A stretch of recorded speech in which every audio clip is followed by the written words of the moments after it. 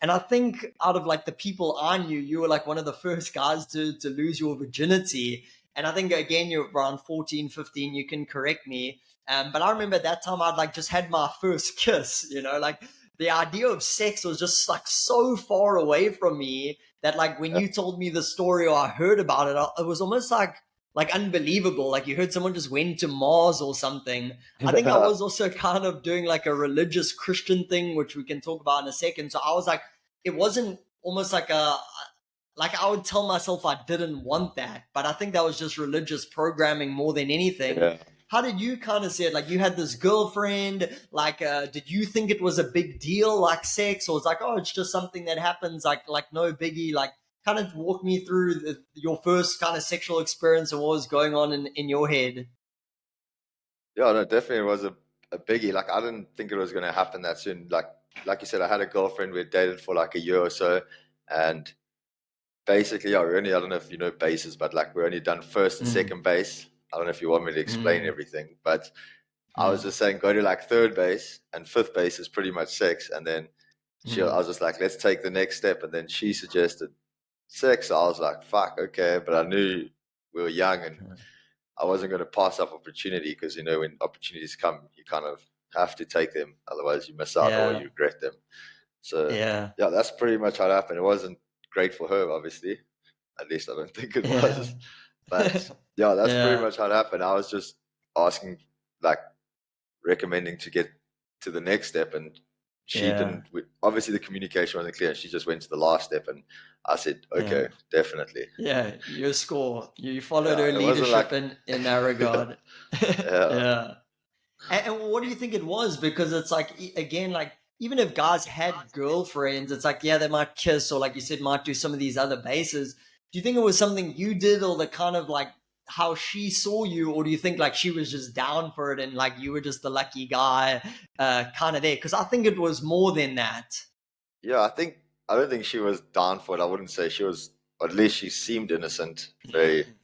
Um, I think, yeah, maybe her nerves. She didn't know what to say at the time, and then she kind of just blurted something out, and then I kind of enjoyed what she blurted. And I mean, it's not like I don't think she regretted it. She never said she regretted it. We continued to do it afterwards. It was actually our Yeah, third time was our best time ever, and then we did it loads after that.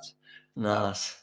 Yeah. but yeah, it was definitely something that was like, how can I say, not prepared. I wasn't prepared for it at the time. It kind of caught me by surprise. And I usually like it when things like that happen. It's like your best nights out are always the ones where you plan to stay in. Yes. It's Okay. never So like, it's kind of like again, we're going a bit Jordan Peterson. It's like that kind of border of order and chaos. Like this is what I'm comfortable with. It's like wow, that's kind of out there, but you yeah. you kind of rose up to that challenge. You didn't run away. I know you said now you're a little bit unprepared. If I remember correctly, you were like at her house, and then when you like she said she was keen to have sex, you didn't have a condom, and you ran to a nearby petrol station or something. What Yeah. happened? Yeah, pretty much that. And then I was like, obviously, I'd never put a condom on. So then I'm running down and I was like, I don't want to fuck this up. So I'm like, on the way down before I get into the house, I try to put it on. And Like yeah, outside, like in the road. yeah, pretty much while I'm running. It was just I was just an idiot, really. Um, Yeah. but yeah, the whole scene was just a disaster, but it at least broke that boundary so that the next time was a bit better. And then I actually asked our one friend, Henry, I don't know if you've interviewed him or not, Yeah. but I Yeah. asked him for some advice because like he was a year or two older than me and he'd already done it. Mm, mm. And then once he gave me some advice, it definitely helped a lot going, like, don't have sex without advice before, definitely. Yeah, I had that's no good. fucking Well, I idea what don't was think we going had on. as much internet today, like so you could. Yeah, true. Yeah, maybe on the internet people can YouTube it now, but yeah, that's really interesting because it's almost like how crazy of a step that was to some extent. Like you still took it. Like I remember Yeah, even for me, I'd probably only lose my virginity 5, 6 years afterwards. And it like builds up to such a big deal. I think that's a thing with fear.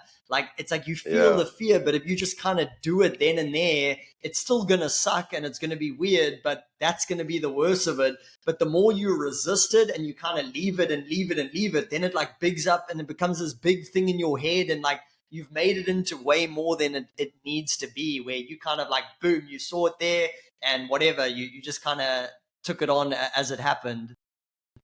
Yeah, it's exactly that. Like if you let fear control you, it's just going to build up, and when you actually face it, which is inevitable, it's going to be a lot harder and a lot more challenging. Mm, I don't know who taught me this, maybe my dad or someone, but it was like whenever you fear mm. something, just go straight at it, because if you shy away from it, you're going to have to face it eventually, and the longer you face it, it just gets bigger and bigger. Like a, how can I say, you have like a little tax thing you have to pay, and you leave it for a year, it's this amount. You leave it for 2 years, it gets more and more. And it could have been the simple little thing you just faced, and now it's like this huge problem that you have to face.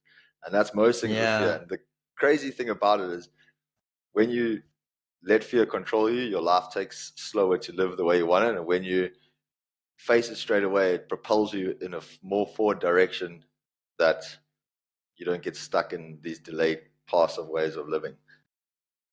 Fear is like your best guide, basically. And if you don't follow it, you just kind of end up stale, I think.